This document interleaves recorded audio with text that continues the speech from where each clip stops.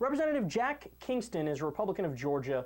He was at a fundraising event and he raised some eyebrows when he said this. On the Agriculture Committee, we have jurisdiction over the school lunch. School lunch program has a 16% error rate. School lunch program is very expensive. Of course, it looks good compared to the school breakfast program that has a 25% error rate.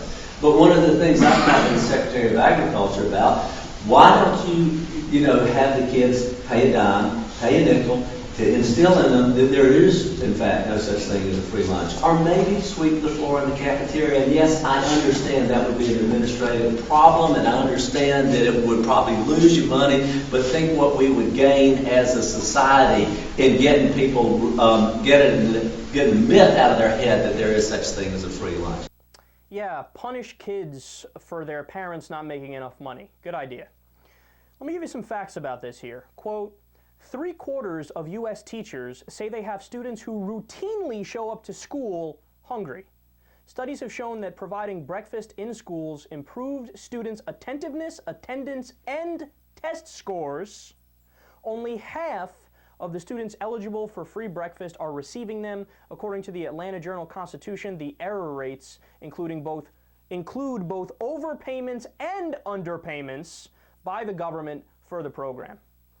So the situation isn't nearly as dire as he's making it out to be. Like, oh, the rampant fraud in the school breakfast and the school lunch program. Yeah, God forbid a kid eat a little too much.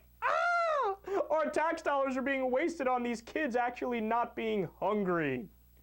It shows you their priorities. And it goes without saying that this would be the world's easiest way to create a group of untouchables.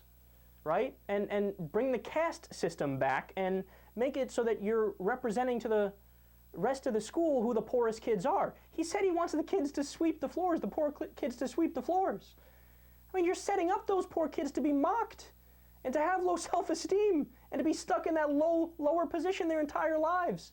And again, you're punishing them because their parents don't make enough money? I mean, it reminds me of when Gingrich said that poor kids should have to clean the toilets of rich kids.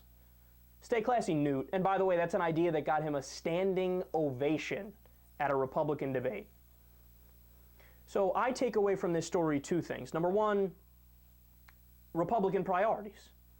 They'll drive any rational person insane.